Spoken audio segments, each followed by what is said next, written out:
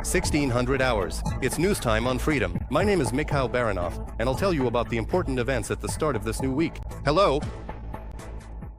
2 civilians have been injured, and civilian infrastructure has been destroyed. Last night, the Russian army attacked Sumy with drones. According to local authorities, 2 drones hit industrial facilities, and another struck the building of an educational institution. The blast wave damaged nearby residential buildings. On Monday night, the Russian army also launched a massive drone attack on 4 districts in the Kyiv region. As a result of falling debris, an apartment in an uninhabited high-rise caught fire. Fires also broke out in several private homes, according to rescuers. 1 civilian was injured as a result of Russian shelling. In total, on the night of September 23, Russia launched more than 140 drones of various types at Ukraine. About 80 of them were Shahids, according to the Ukrainian Air Force. Ukrainian air defenders neutralized 132 drones in the north, south, east, and center of Ukraine. 3 civilians were killed and 3 more were injured as a result of strikes on Zaporizhzhia. Early in the morning, Russian forces dropped aerial bombs on residential neighborhoods of the city. The explosions damaged 15 apartment buildings and 10 private houses. A fire broke out at a civilian infrastructure facility. More about the consequences of the Russian attack in the report by my colleagues. Around 5 in the morning, Valerie was awakened by the air raid siren. I instinctively decided to hide in the kitchen, the safest place in my house, the man says. I got up from the couch and went into the kitchen, between the table and the gas stove. I just sat down on the floor. As for me, well, it felt safe there. If the ceiling collapsed, at least it wouldn't fall on my head or break through. His intuition didn't let him down. A few moments later, Russian bombs fell near the house. The explosion blew out the windows and doors, tore off the roof, and destroyed a wall. And then things started falling down. It was here there, but it was really close. It was right here nearby. 1, 2, 3, 4. Then boom, and everything started collapsing over there. Just everywhere, I couldn't even make sense of it anymore. Before that, there were windows. Everything was flying, whistling, falling, collapsing, all of it. The blast wave destroyed the houses located near the epicenter of the strike.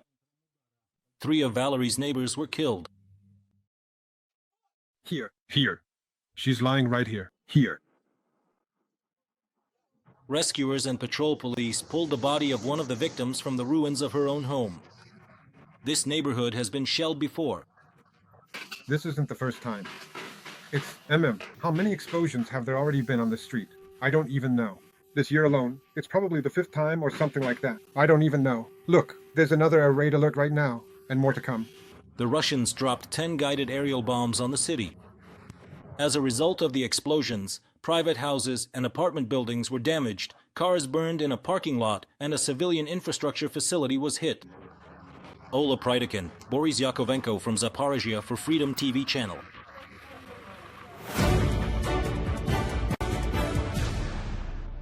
The General Staff of the Armed Forces of Ukraine counted 156 clashes along the entire front line in the past day. Ukrainian defenders repelled about 20 attacks each in the Lyman and Novopavlivka directions, and another 13 on the southern Slobozhansk section of the front. The most active Russian attempts to advance were in the Pokrovsk direction, 49 unsuccessful assaults. In the Dobropilya direction, the defense forces are advancing, stated Commander-in-Chief of the Ukrainian Armed Forces Alexander Syrsky. He noted that, as of today, the Ukrainian army has liberated 164 square kilometers and cleared more than 180 from enemy sabotage groups. Control has been restored over 7 settlements.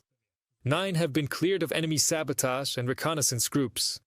The total losses of Russian occupiers in the Dobropilya direction amount to 2,696 personnel, of which 1,492 are irrecoverable.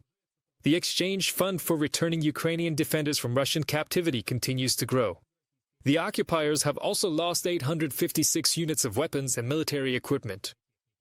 Alexander Syrsky, Commander-in-Chief of the Armed Forces of Ukraine, on Telegram. Russia lost 960 soldiers in the war against Ukraine over the past day. This was also reported by the General Staff of the Armed Forces of Ukraine. Thus, the total losses of the Russian army have exceeded 1,102,000 personnel. In addition, over the past day, Ukraine's defense forces destroyed 1 tank, 1 armored combat vehicle, and 1 enemy multiple rocket launcher system. On top of that, the Russian army lost 47 artillery pieces. 3 Russian helicopters and more than 400 drones were also destroyed.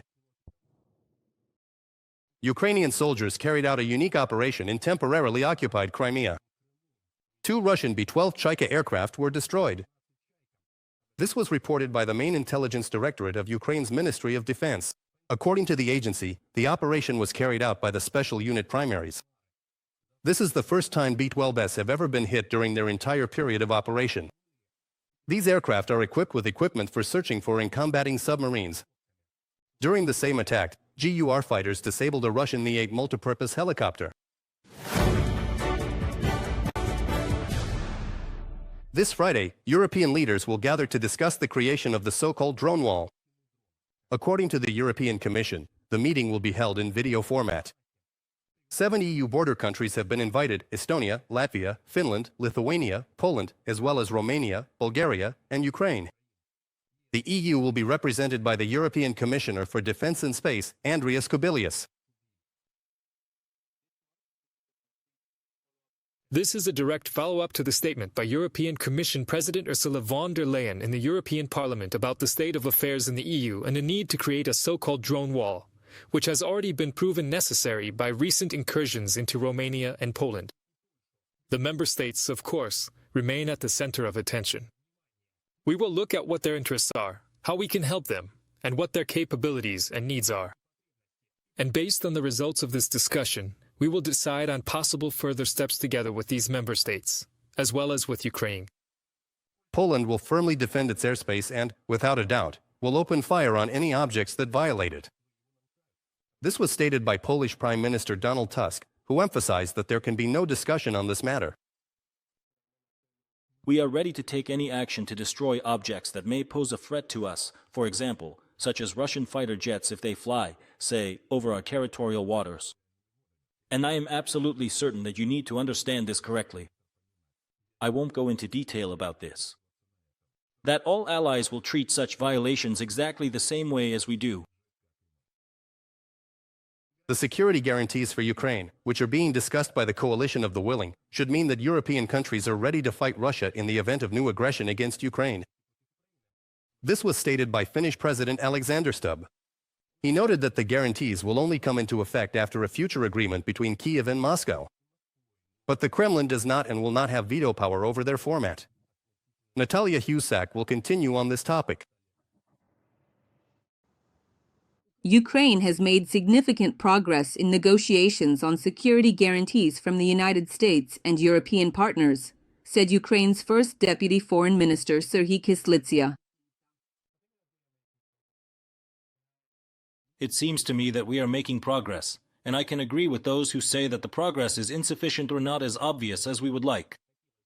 But we really are achieving success. And I think the turning point came during the meeting in Washington, D.C., when the Americans and President Donald Trump himself confirmed that the United States would be part of the security guarantees.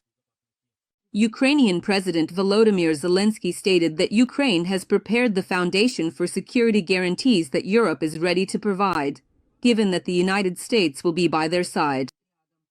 The parties held many discussions and dialogues at various levels.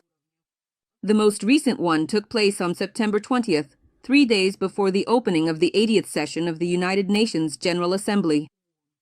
The head of the Office of the President of Ukraine, Andriy Melnyk, discussed security guarantees for Ukraine with U.S. Secretary of State Marco Rubio.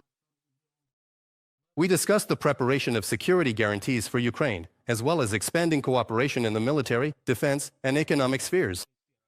Together with Marco Rubio, we noted the importance of the upcoming meeting between Volodymyr Zelenskyy and Donald Trump as part of the ongoing dialogue between the two leaders aimed at achieving a just peace.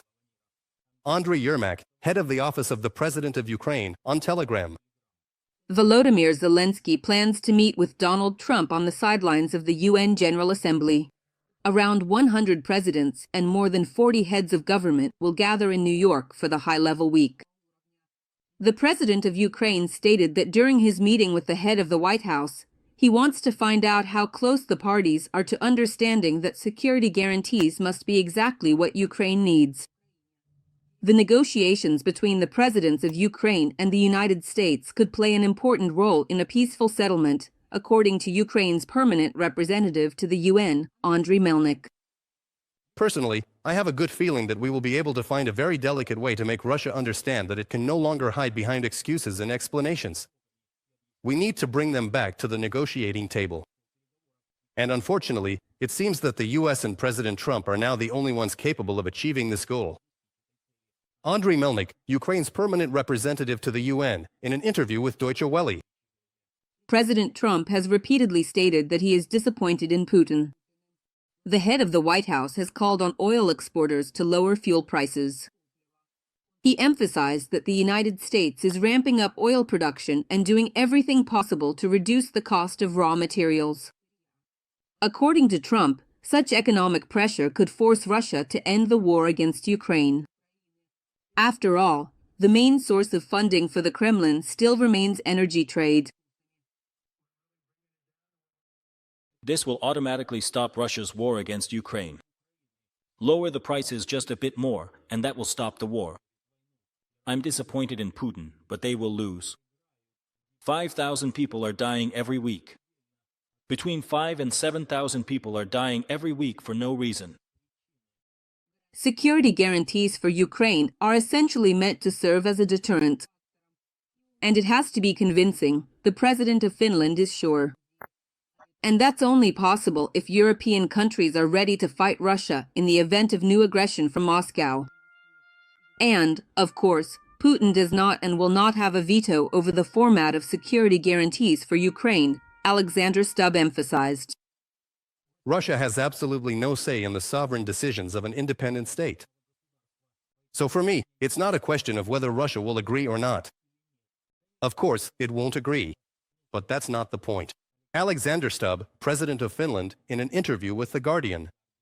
However, to begin with, according to Alexander Stubb, progress needs to be made in the negotiation process. President Volodymyr Zelenskyy has repeatedly stated his readiness to meet with Putin. The U.S. president is also ready for a trilateral meeting, but Putin refuses to participate in high-level talks and only intensifies strikes on Ukraine.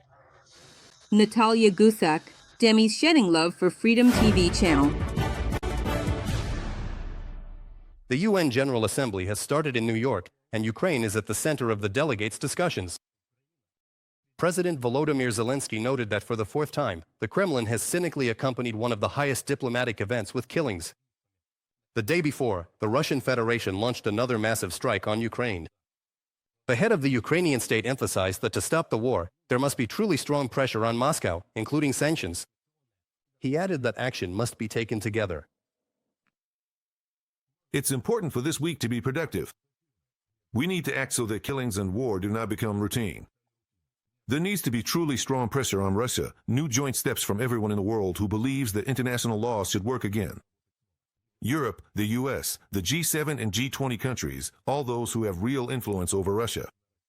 Strong sanctions, strong political pressure, accountability for the war, all of this is necessary, and all of this will happen. Thank you to everyone who is helping.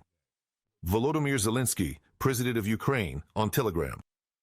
Energy security was discussed on the sidelines of the UN General Assembly by Ukraine's Foreign Minister Andriy Melnyk and Slovakia's Minister of Foreign and European Affairs Yuri Blinar.